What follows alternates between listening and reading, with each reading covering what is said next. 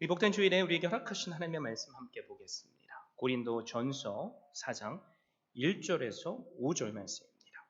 사람이 마땅히 우리를 그리스도의 일꾼이요 하나님의 비밀을 맡은 자로 여길지어다. 그리고 맡은 자들에게 구할 것은 충성이니라. 너희에게나 다른 사람에게나 판단받는 것이 내게는 매우 작은 일이라. 나도 나를 판단하지 아니하노니 내가 자책할 아무것도 깨닫지 못하나 이로 말미암아 의롭다 함을 얻지 못하노라. 다만 나를 심판하실 이는 주시니라. 그러므로 때가 이르기 전 곧 주께서 오시기까지 아무것도 판단하지 말라.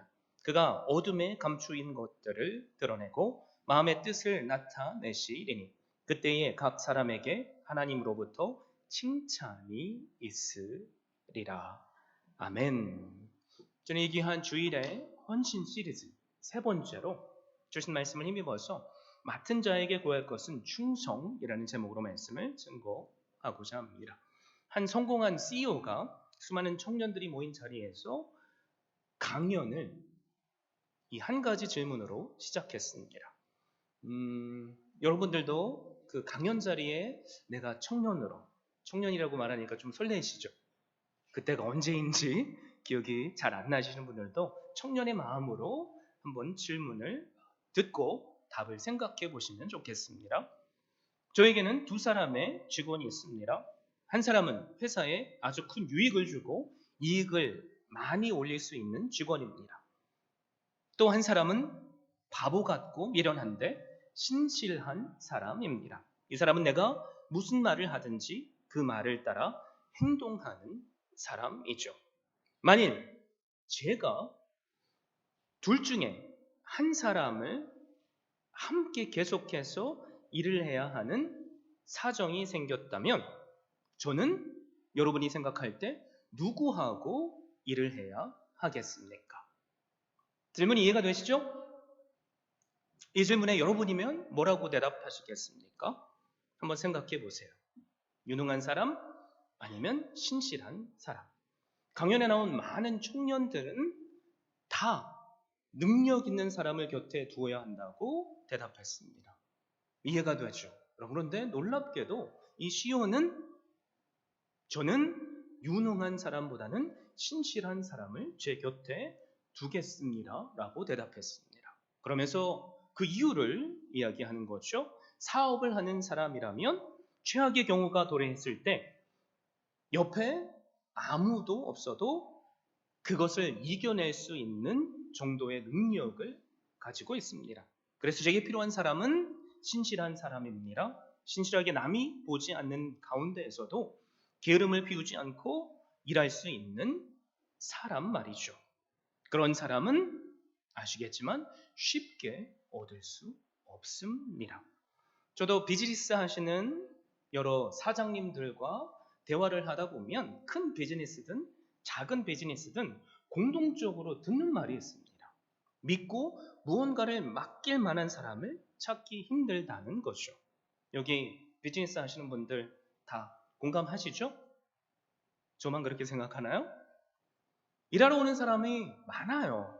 그런데 그 각기 다른 사람들 중에 가게를 내가 잠시 비워도 될 만한 사람은 거의 없다는 거죠.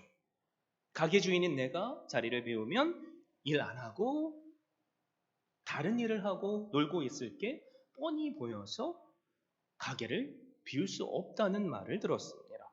또 어떤 경우는 주인이 없는 경우 가게에서 돈을 빼돌리거나 값비싼 물건들을 빼돌리는 사람들도 있다는 말도 들었습니다. 이를 믿고 맡길 만한 직원 한 사람은 그래서 가게 주인에게나 그리고 그 비즈니스에게는 참 복이요 기쁨이 되는 존재입니다. 오늘 본문을 보면 사도 바울은 우리 예수 그리스도를 믿는 자들에게 믿을 만한 사람이 되어야 한다고 선포합니다. 1절 말씀이 그렇게 선포하죠. 사람이 마땅히 우리를 그리스도의 일꾼이요 하나님의 비밀을 맡은 자로 여길지어다. 사도 바울은 우리 누구예요? 사도들뿐만이 아니라 특정 직분자분들만이 아니라 예수 그리스도를 믿는 자들을 가리켜서 그리스도의 일꾼이라고 선포합니다. 여기 일꾼이란 단어는 사실 좋은 단어가 아니에요. 헬라어 원어 성경을 보면 페페레테스라는 단어가 쓰였습니다. 로마 시대죠. 전투함은 갤리선의 가장 밑 지하층에서 노를 젓는 노예를 말합니다. 그래서 우리가 그리스도의 일꾼이라고 말한다면 그리스도께서 우리의 손장이 되시고 우리 모두는 오직 그분의 지시와 명령에 따라 일하는 일꾼이어야 한다는 뜻입니다. 그리스도의 일꾼이라는 말을 그런데 우리가 좀 더 깊이 묵상하고 생각하면 이런 의미가 있습니다. 그게 뭐냐면 그리스도의 일꾼은 내가 스스로 되는 것이 아니라는 거죠. 오직 주님께서만이 세워주신다는 거죠. 내가 목사이든 장로든 권사든 안수집사이든 그리고 성도든 부서를 맡은 부서장이든 여러분 우리가 꼭 기억해야 할 것이 있습니다. 나는 사람이 세운 것이 아니라 오직 하나님께서 세우셨다는 것을 기억해야만 합니다.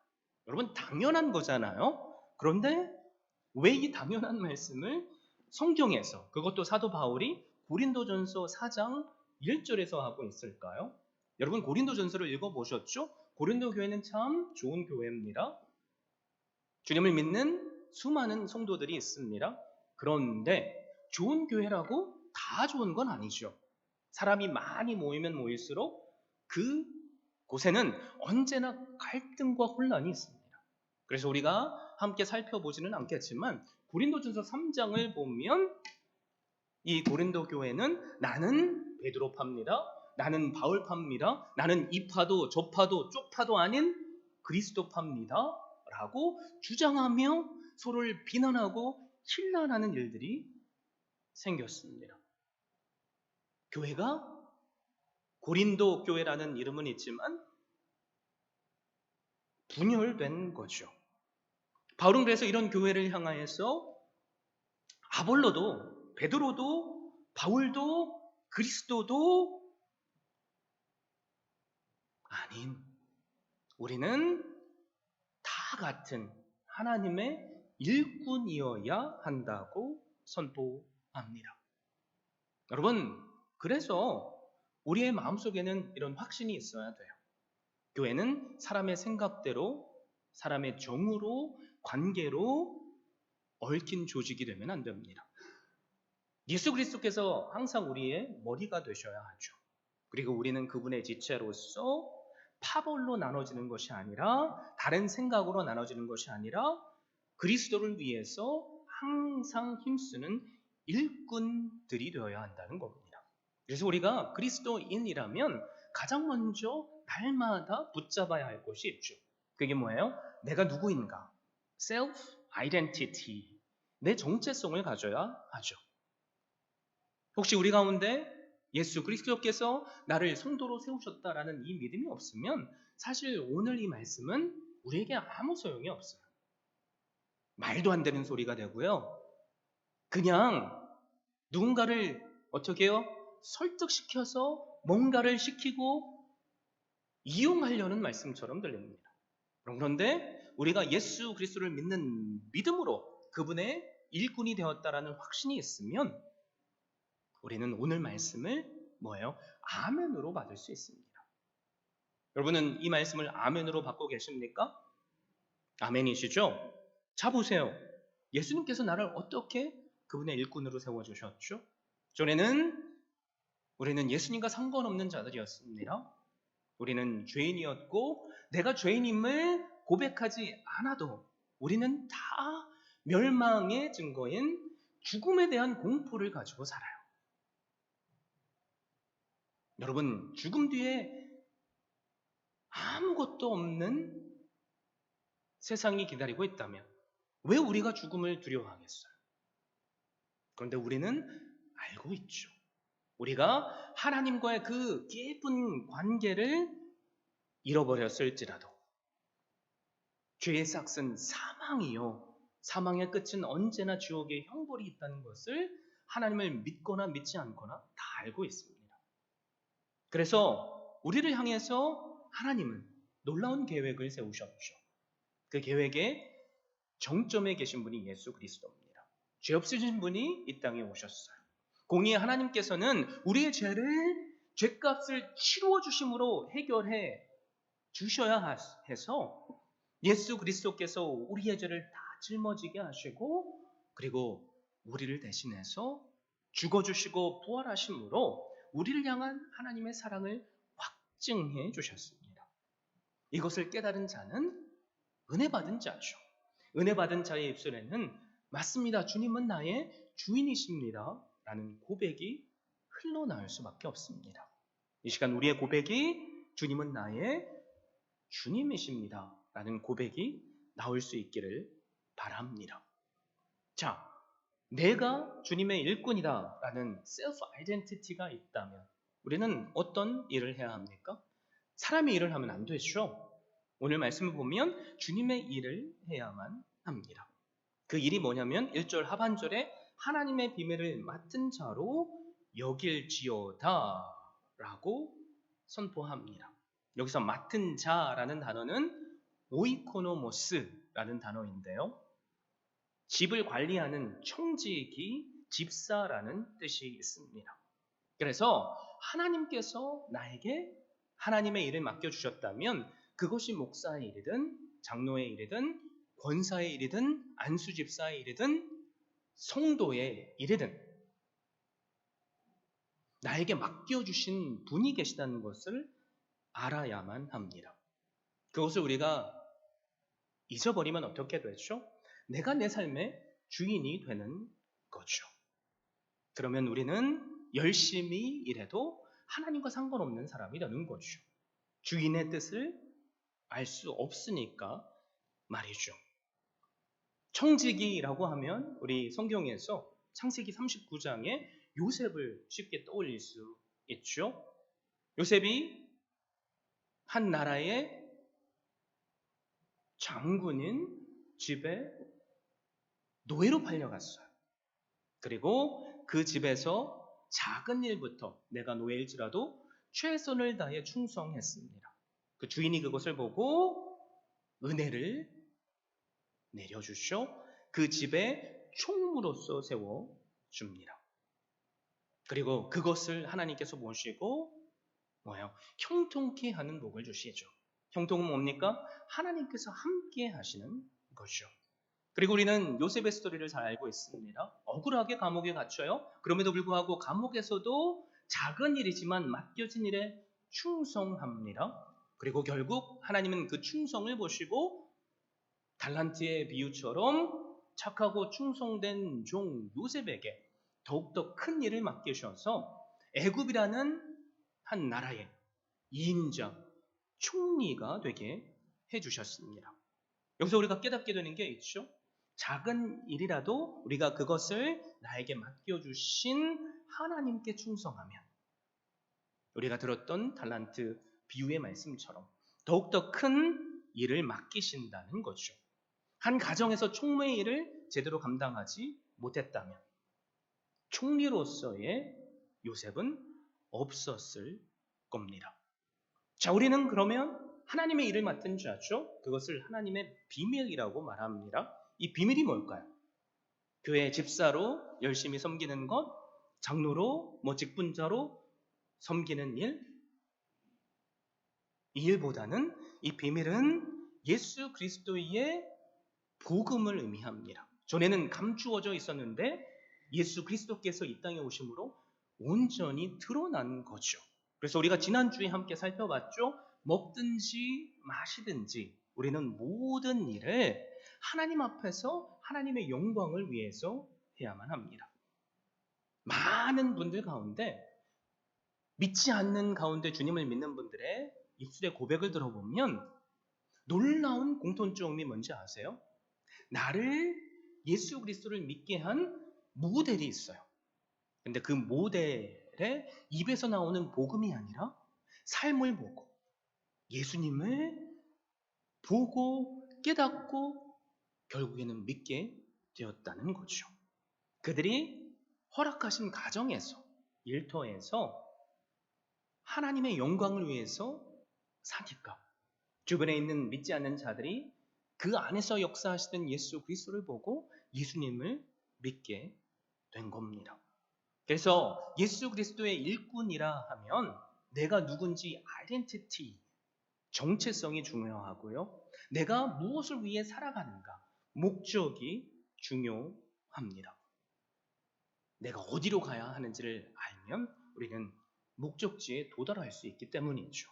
여러분, 그런데 그 목적지를 가는 가운데 우리에게 요구하시는 게 있어요. 그게 뭐냐면 오늘 말씀해 보니까 충성이죠. 2절에 그리고 맡은 자들에게 구할 것은 충성이니라. 여러분, 충성이 뭐라고 생각하세요? 믿을 만한 사람이 되는 거죠. 그런데 그 믿을 만한 사람이 되는 것은 한때면 안 돼요. 주님께서 우리에게 창세기부터 요한계시록까지 끝까지 계속 반복해서 하시는 말씀이 뭐죠? 오늘 우리가 함께 찬양도 했잖아요. 죽기까지 충성하는 것. 오늘의 신실이 내일의 충성이 되는 것. 그리고 내일의 충성이 결국 하나님의 나라가 우리의 삶에 임했을 때 우리에겐 영광이 되고 또 입술의 찬양이 되는 것.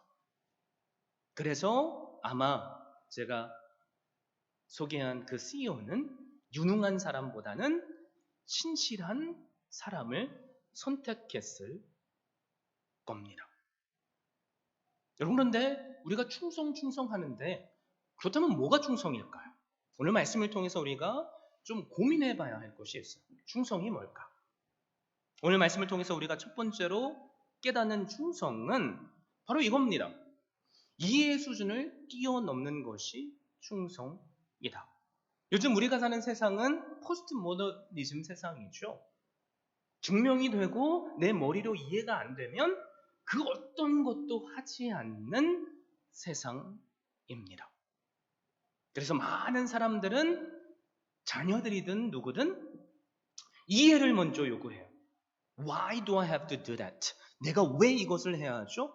If you persuade me, 나를 설득하면 I'll do that. 하겠습니다. 여러분, 그런 얘기 많이 들어보셨죠? 우리도 그렇게 생각합니다. 여러분, 그런데 충성하는 사람은 꼭 이해해서 행하는 사람이 아니에요. 일꾼이라고 말한 헬라어 뭐라고 했죠? 헤페레테스라는 단어. 좀 전에도 말씀드렸지만 배 아래서 노젓는 사람입니다. 선장이 앞으로 하면 노를 앞으로 저어야 돼요. 선장이 뒤로 하면 노를 뒤로 저어야만 합니다. 오른쪽만 이러면 오른쪽만 줘야 되죠. 그런데 이 일꾼들은 지금 노이로서 어디 있어요?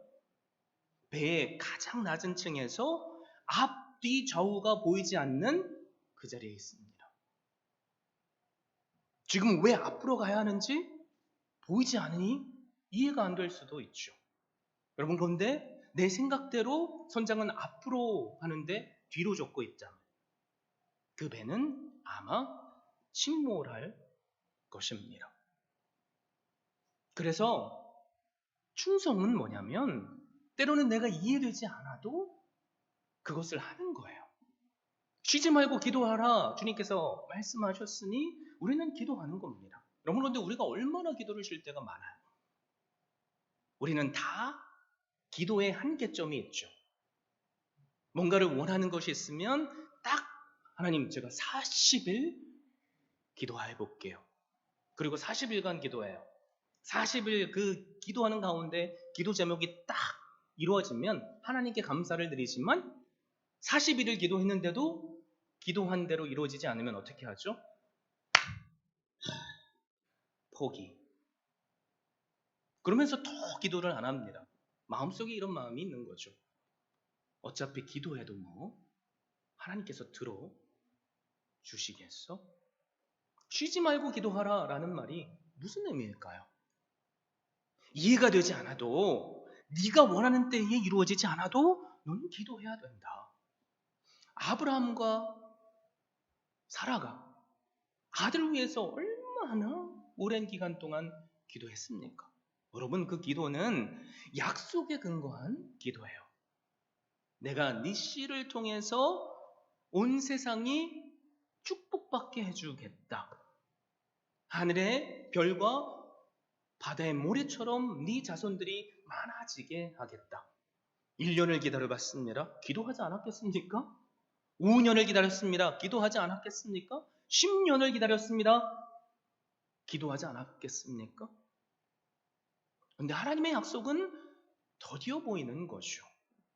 그래서 그 중간에 사람의 방법으로 아들을 낳는 실수도 범했지만, 그럼에도 불구하고 그때마다 하나님은 아브라함에게 나타나셔서 약속을 다시 한번 갱신시켜 주시고 또 끝까지 충성하는 아브라함으로 훈련해 주셨습니다.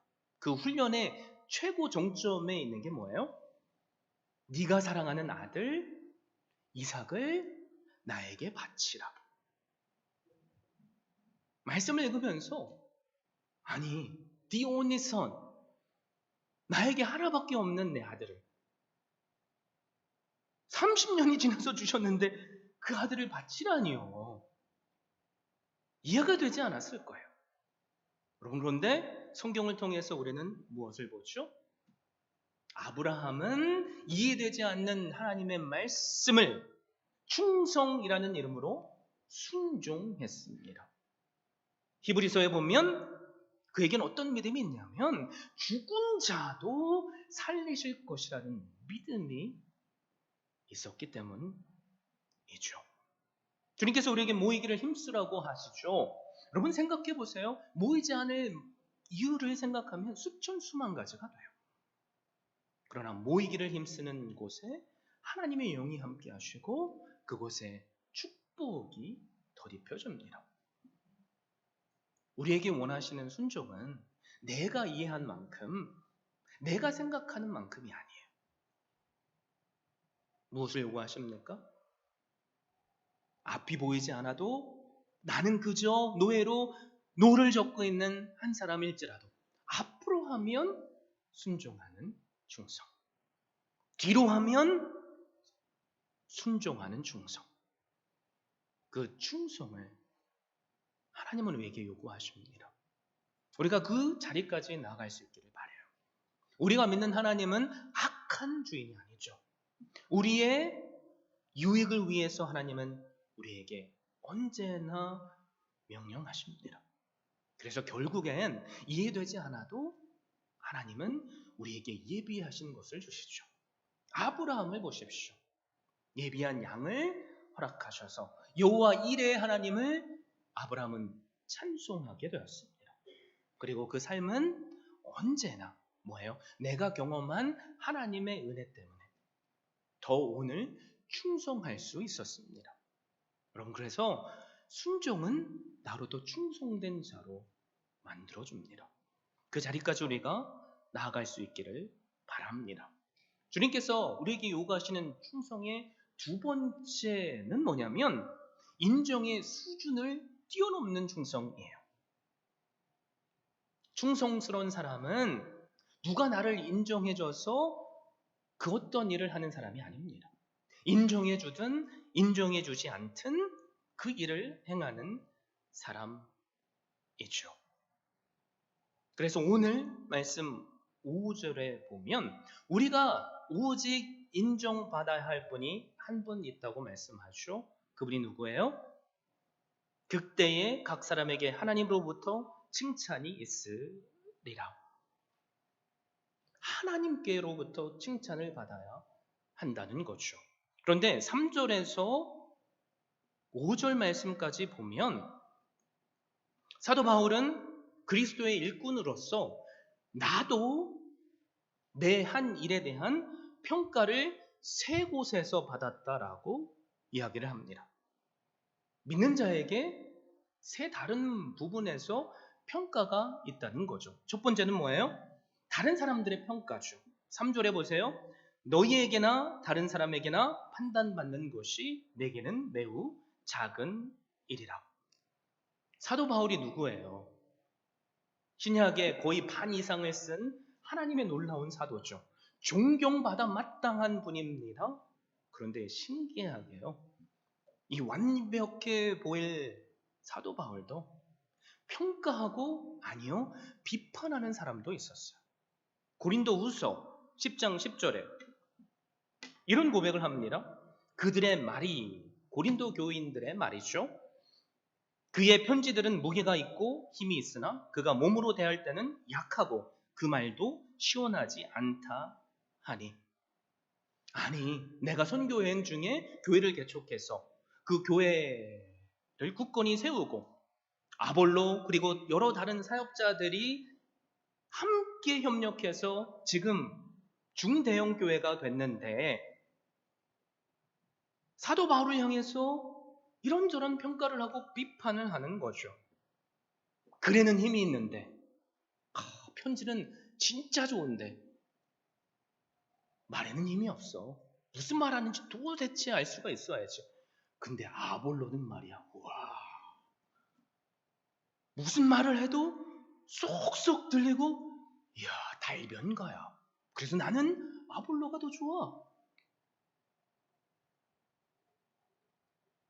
사도 바울의 마음이 얼마나 마음이 아팠을까요? 그런데 오늘 말씀해 보니까 사람들의 비판은 나는 매우 작은 일이다 라고 말합니다. 타인의 평가에 연연하지 않겠다는 거죠.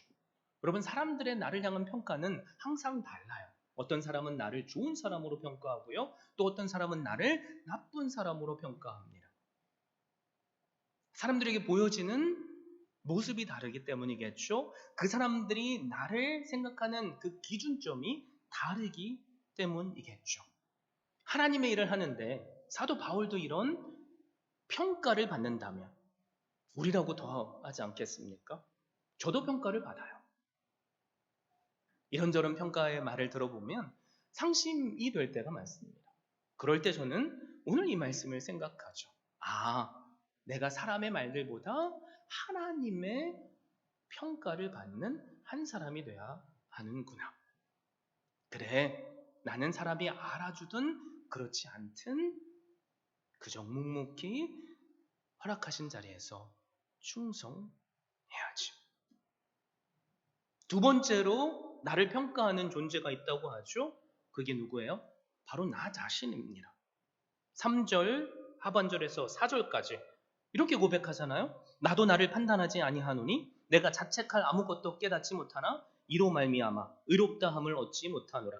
다만 나를 심판하신 이는 주시니라. 참 신기한 게 우리는 모두 다 죄인이어서 누군가를 평가하는 것은 되게 박합니다.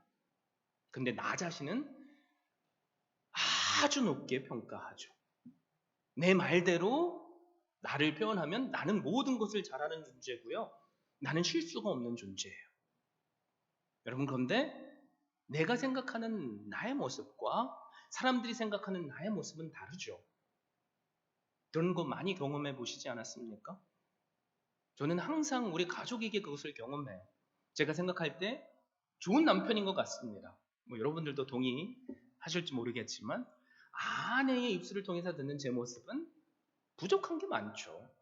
제가 생각할 때 저는 좋은 아빠라고 생각합니다. 그러나 두 딸들에게 들었을 때 저에게도 부족한 점이 너무나도 많아요.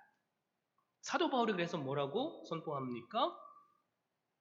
내가 그 어떤 부끄러운 일을 하지 않았다고 생각할지라도 내가 한 일로 말미암아서 나는 의롭다 칭함을 받을 만한 사람이 아니다.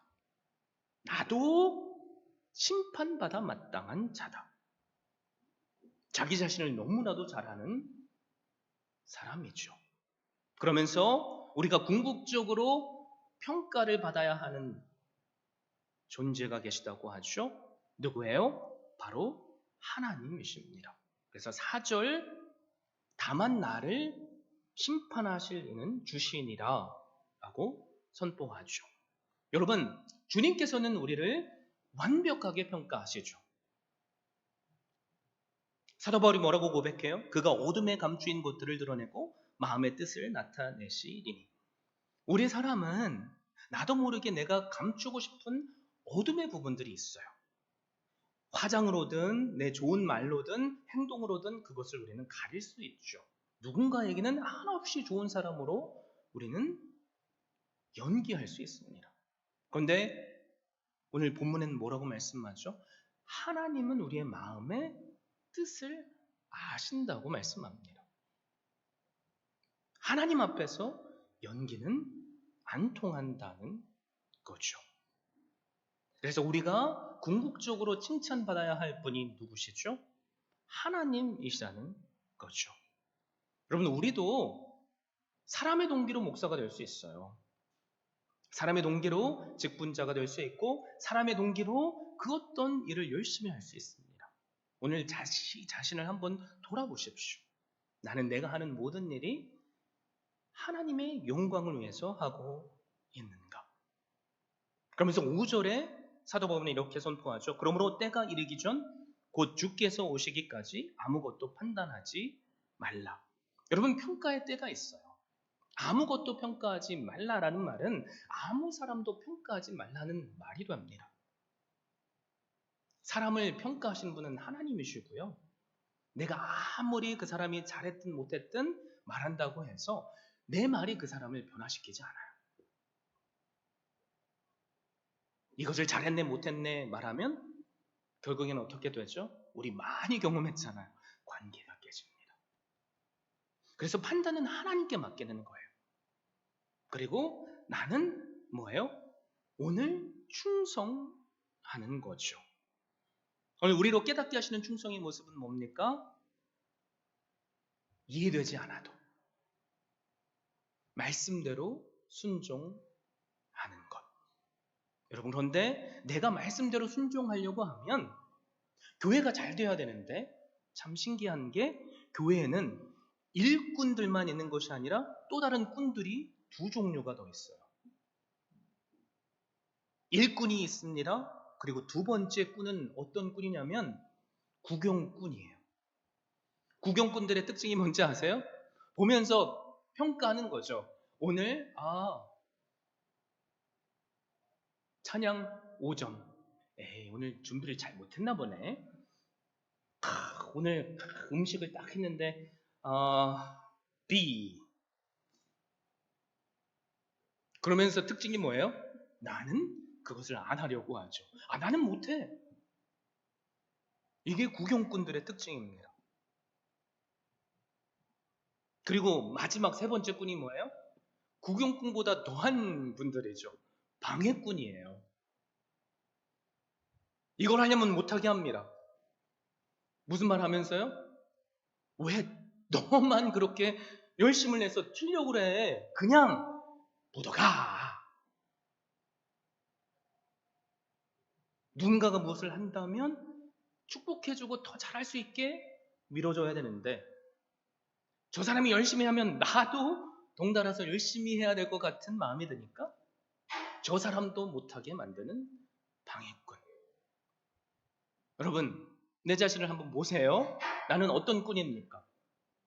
일꾼입니까? 구경꾼입니까? 방해꾼입니까? 오늘 주신 말씀을 통해서 우리에게 권면하는 주님의 말씀이 있죠. 방해꾼이 아니라 구경꾼이 아니라 일꾼이 되라. 일꾼은 어떤 사람입니까? 내가 이해하는 정도만 내 생각대로만 여기까지만 순종하는 사람이 아니죠. 끝까지 때로는 이해가 되지 않아도 왜 우리 교회는 부흥되지 않을까? 왜 우리 교회는 변하지 않을까? 왜 이 사람은 변하지 않을까? 왜라는 말이 아니라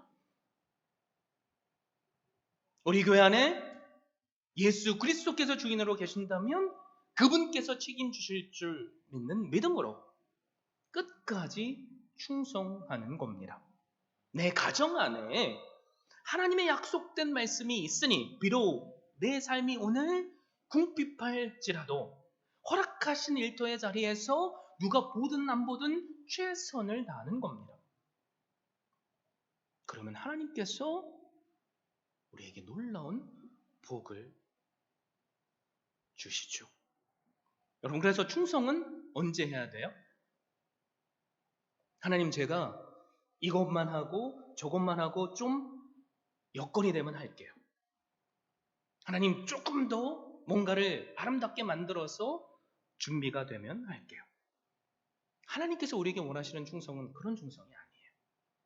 오늘 즉시 하는 충성입니다. 사자성어를 보면 이런 말이 있어요. 석인, 성시. 혹시 들어보셨나요? 아낄석, 아낄린, 이룰성, 똥시. 그래서 우리가 잘 아는 말이 있죠. 아끼다 뭐 된다고요? 아끼다 똥 된다고요.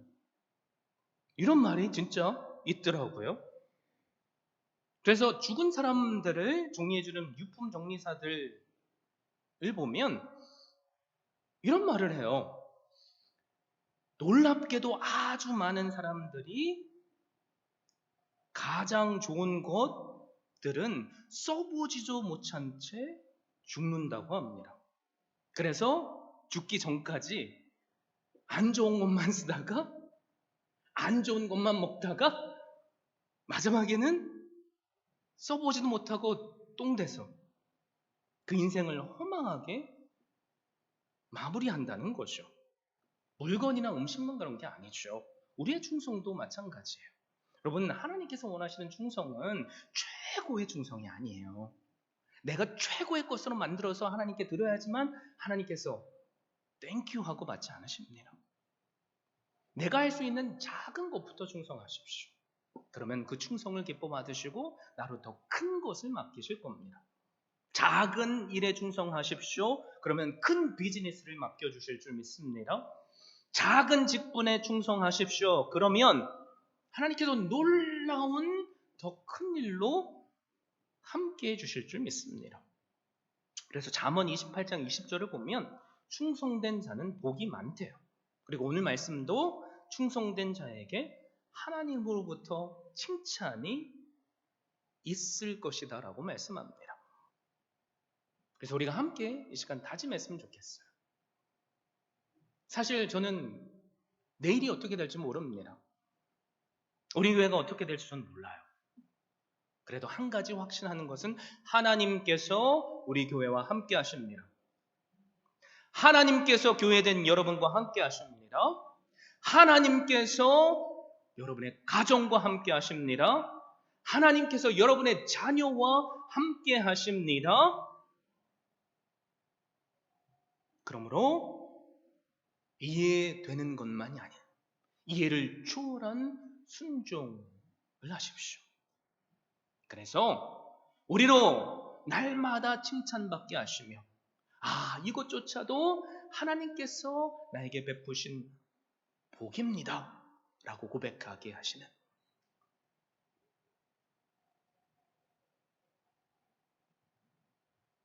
그 충성의 한 사람 한 사람 되시는 주은혜교회 성도님들 되시기를 예수 그리스도의 이름으로 축원드립니다.